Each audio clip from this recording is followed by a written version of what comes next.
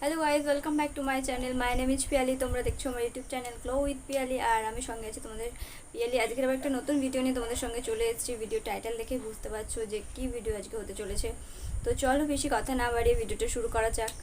আর wait, যারা এখনও পর্যন্ত চ্যানেল সাবস্ক্রাইব করনি, প্লিজ চ্যানেলটা সাবস্ক্রাইব করে দাও আর লাইক বাটনটাও ক্লিক করো, নোটিফিকেশান বাটনটাও ক্লিক করে দাও, যাতে ফার্স্ট ভিডিও কোনো আপলোড করলে তোমাদের কাছে নোটিফিকেশান চলে যায় আর তোমরা দেন ভিডিওটা দেখতে পারো।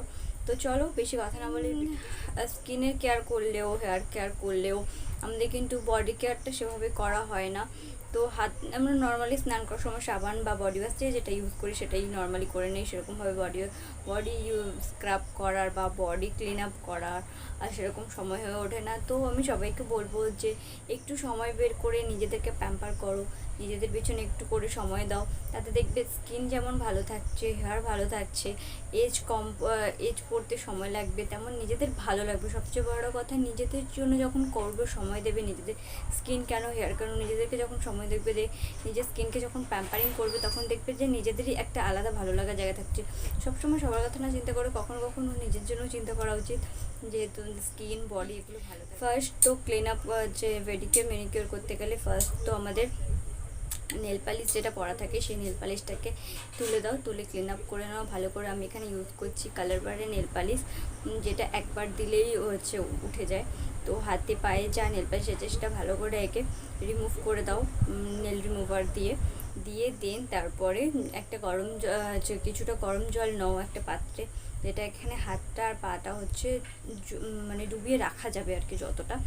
তো সেরকম পরিমাণ মতো জল নিয়ে হালকা যতটা তুমি সহ্য করতে পারবে সেরকম পরিমাণে জল নাও, নিয়ে হাত পা ডুবিয়ে রাখো। দেখে 10 থেকে 15 মিনিট রাখবে, যতক্ষণ না জলটা ঠান্ডা হচ্ছে ততক্ষণ পর্যন্ত রাখবে। আর আমি এর সঙ্গে মিক্স করছি লেবু, আর একটা গোটা লেবু আর 2 থেকে 3 ড্রপ অ্যাসেন্সিয়াল অয়েল। লেবু তো ব্লিচিংয়ের কাজ করে। তো যতক্ষণ ডুবিয়ে রাখবে ততক্ষণ ব্রাশ দিয়ে ভালো করে পাটা ম্যাসাজ করে নাও, যাতে আমাদের যে রোমকূপগুলো থাকে সেগুলো খুলে যায়। অ্যান্ড তারপরে লেবুটাও ওয়েস্ট হতে দেওয়ার কোনো দরকার নেই। লেবুটাকে ভালো করে হাতে করে ঘষে নাও, নিয়ে ভালো করে নখ পরিষ্কার হয়ে যাবে। অ্যান্ড দেন জলটা যতক্ষণ না ঠান্ডা হচ্ছে ততক্ষণ রাখবে। তারপরে উঠে পাটাকে হালকা ড্রাই। সেকেন্ড স্টেপ স্ক্রাবিংয়ের জন্য আমি নিয়েছি এভারইউথের ওয়ালনাট, যেটা খুব ভালো আর খুব কম দামে। আমি এখানে ডেসক্রিপশান বক্সে দিয়ে দেবো লিঙ্কটা। খুব বেশি হলে 100 টাকার মধ্যেই প্রোডাক্টটা পড়বে, খুব বেশি পড়বে না। তো সেকেন্ড স্টেপ স্ক্রাবিং করা। ফার্স্ট ক্লিন আপ করে নাও, আর পায়েও গরম জল দিয়ে, এটা পেডিকিউর ম্যানিকিউরের first stage and main priority. যেটার পরে সেকেন্ড স্ক্রাবিং করবো আমরা। স্ক্রাবিং করতে তো হালকা স্ক্রাবটা নিয়ে হাতে পায়ে ভালো করে 5 মিনিট মাসাজ করবে। মাসাজ করার পরে দেন ওটা ওয়াশ করে দাও। ওয়াশ করে আবার ড্রাই করে নাও পাটা হাতটা করে নিয়ে তারপরে তুমি একটা প্যাক ইউজ করো। তো থার্ড প্যাকের জন্য আমি আজকে এখানে ইউজ করেছি, বেশি কিছু ইউজ করিনি, নর্মালি ঘরের আমাদের কিচেনে যেটা পাওয়া যায় কিচেনের বেসন। আর সেকেন্ড হলুদ মানে টারমারিক। আর 3 নম্বর আমি দিয়েছি অ্যালোভেরা জেল। আমি এখানে অ্যালোভেরা জেল দিয়েছি, মামা আর্থের অ্যালোভেরা জেল দিয়েছি। তো 3টে ইনগ্রিডিয়েন্টস দিয়ে ভালো করে মিক্স আপ করে নিয়ে আমি প্যাকটা বানিয়েছি। প্যাকটা তো দারুণ হয়েছে দেখতে।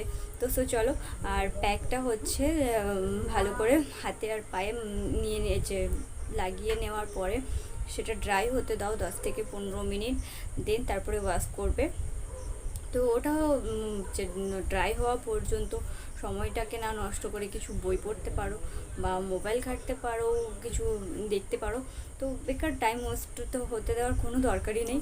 তো যতক্ষণ না ড্রাই হচ্ছে ততক্ষণ প্যাকটা শুকনো করতে দাও।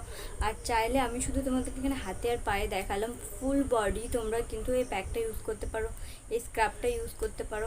ফুল বডিতে তো পেডিকিউর ম্যানিকিউর করা তো সম্ভব নয়, বাট প্যাকটা স্ক্রাবিংটা কিন্তু ইউজ করতে পারো। স্ক্রাবটা খুব বেশি দাম নয়। আর প্যাক যেটা বললাম সেটাও তো ঘরোয়া ইনগ্রিডিয়েন্টস থেকেই বললাম, বেসন, টারমারিক অ্যান্ড তোমার অ্যালোভেরা জেল পিওর। ঘরে যদি অ্যালোভেরা জেল থাকে সেই অ্যালোভেরা জেলও ইউজ করতে পারো। প্যাক লাগিয়ে তোলার পরে কিন্তু অবভিয়াসলি কিছু ময়েশ্চারাইজার ইউজ করবে, কারণ প্যাক লাগিয়ে একটু স্ক্রাবিং করেছো, অলরেডি পুরো স্কিন ড্রাই হয়ে গেছে। তো লাস্ট স্টেপ কিন্তু ময়েশ্চারাইজার লাগাবে। অ্যান্ড দেন তারপরে নেল পালিশ পরেছি। অ্যান্ড দেখো আগের থেকে তুমি ডিফারেন্সও বুঝতে পারবে অনেকটা। তো আগে বিফোর একটা পিক তুলে নেবে, অ্যান্ড সেকেন্ডলি মাসাজ করার পর প্যাক ইউজ করার পরে দেখবে যে ডিফারেন্স কিছু হলো বুঝতে পারবে। এগুলো তো কোনো দেন এন্ড দেন একদম কোনো রেজাল্ট পাবে না। আমরা কন্টিনিউ করলে কিন্তু যদি কোনো হাতে কোনো প্যাচিনেস থাকে বা অনেকের কাঠে এখানে এগুলো কালো হয়ে থাকে, তো কন্টিনিউ যদি ইউজ করো তাহলে কিন্তু এগুলো আস্তে আস্তে রিডিউস হতে থাকবে। তো এক সেকেন্ড যদি যখন তো পেডিকিউর ম্যানিকিউর করছি তখন তো লেবু দিচ্ছ, যদি পরে মনে হয় প্যাকের সঙ্গে কিন্তু লেবু দিতে পারো, কারণ লেবু কিন্তু খুব ভালো ব্লিচিং এজেন্ট।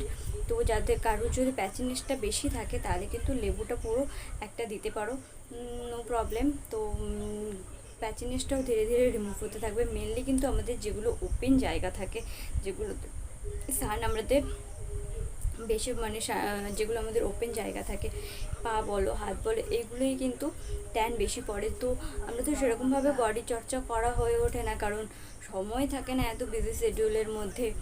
রান্না বান্না খাওয়া দাওয়ার যার যেটা কাজ থাকে, অফিসের কাজ থাকে, পড়াশোনা থাকে, যার যা কাজ থাকে, সময় হয়ে ওঠে না। তো যেগুলো ওপেন জায়গা থাকে সেগুলোই কিন্তু ট্যান বেশি পড়ে।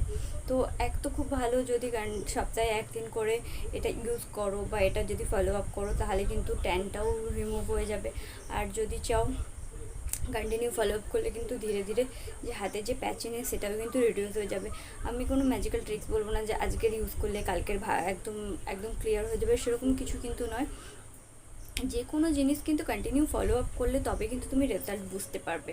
তো আশা করি ভিডিওটা হেল্পফুল হয়েছে, তোমাদের ভালো লেগেছে।